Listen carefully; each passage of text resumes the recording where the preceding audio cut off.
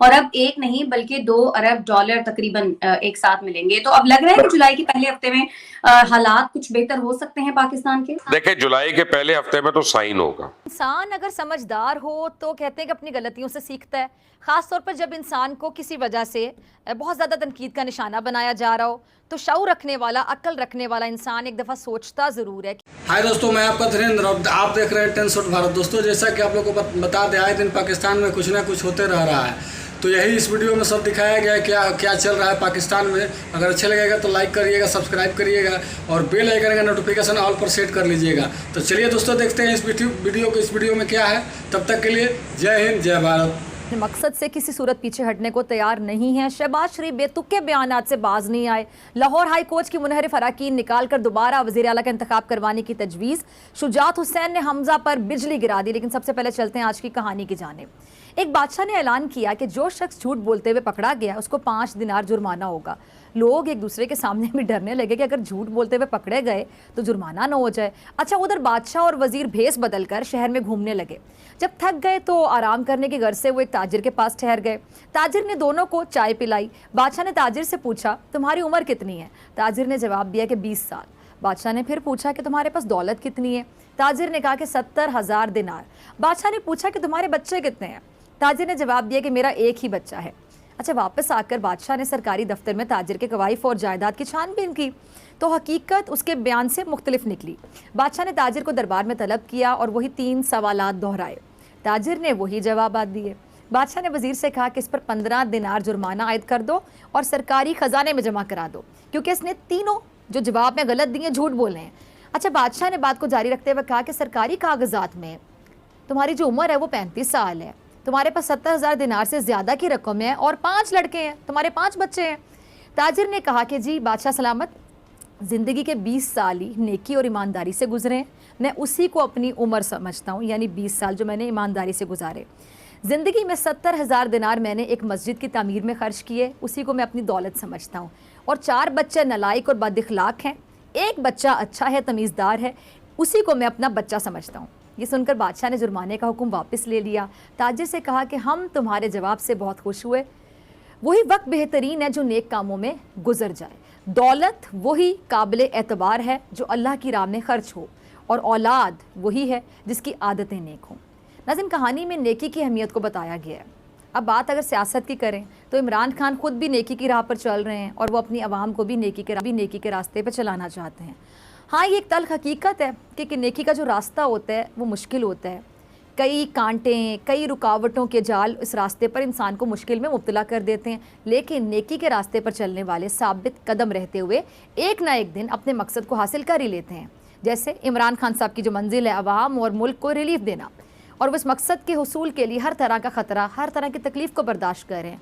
इन हालात में उनकी जान को शदीद नौयत के ख़तरात हैं, लेकिन कप्तान को अपनी जान की ज़रा बराबर भी परवाह नहीं है और वह बैरूनी साजिश रचाने वालों और उनके आलाकारों को मुसलसल बेनकाब करते चले जाए। दुनिया को पता बहरहाल, लेकिन अब यह है कि आजकल कल भी मेरी बात हो रही थी इंडिया में अपने कुछ एक दो दोस्तों से जो सहाफ़ी हैं और एक जो एंकर भी हैं, और she is a very prominent anchor. तो वो तो मुझे कह रही थी कि ये बहुत बड़ा इशू हो गया है इंडिया के अंदर, और अगर इसको कंट्रोल ना किया टॉक से, डायलॉग से, तो पंजाब हमसे अलग हो सकता है। खालिस्तान मूवमेंट जो है वो बहुत सीरियस हो गई है।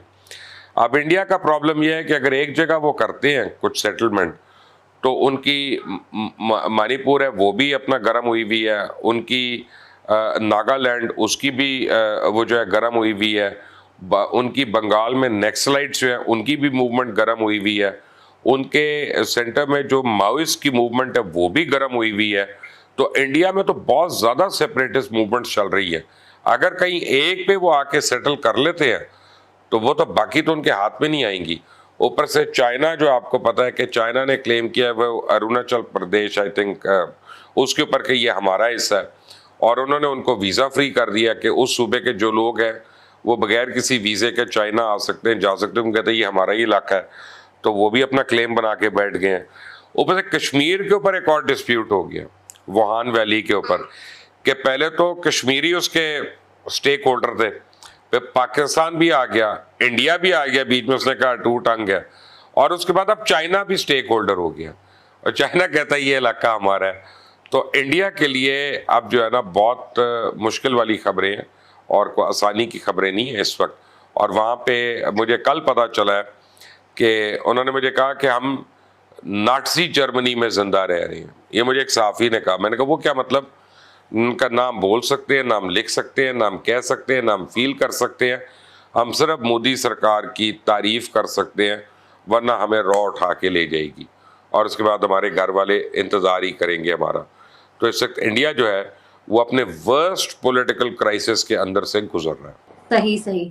तो मुबश्शिर लुकमान साहब, एक और चीज बड़ी अच्छी पाकिस्तान की तरफ से हुई है कि IMF के साथ जो बहाली का प्रोग्राम है वो बहाल होने के चांसेस अब बढ़ गए हैं। कहाँ पेशरफ सामने आई है। मिफ्ता इस्माइल साहब ये कहते हैं कि 7वीं और 8वीं किस्त अब एक साथ मिलेगी और अब एक नहीं बल्कि $2 अरब तकरीबन एक साथ मिलेंगे। तो अब लग रहा है कि जुलाई के पहले हफ्ते में हालात कुछ बेहतर हो सकते हैं पाकिस्तान के। देखिए, जुलाई के पहले हफ्ते में तो साइन होगा, तो हालात आपको जुलाई के एंड में पता चलेगा, बल्कि अगस्त के आखिर में बेहतर होना शुरू होंगे। ये तो नहीं ना कि हमने साइन किया और वो अगले कहेंगे ये हमने ATM से निकाल के तुम्हें पैसे दे दिए।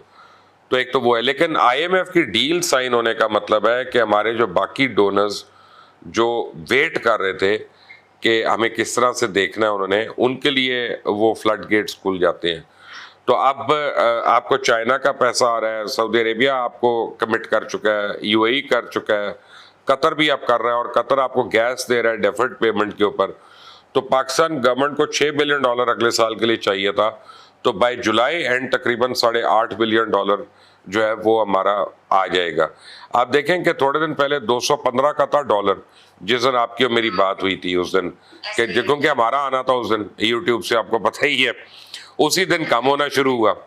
आज इस वक्त 207 रुपए का है ओपन मार्केट में, और जब $2 बिलियन आ गया तो ये ऑटोमेटिकली बतदरीज कमी होना शुरू हो जाएगी। और मुश्किल वक्त है ये। मैं आपको बताऊं कि अगले 3 महीने हमारे बड़े आजमाइश वाले हैं, लेकिन मैं कन्विंस्ड हूं कि 3 महीने के बाद इंशाल्लाह।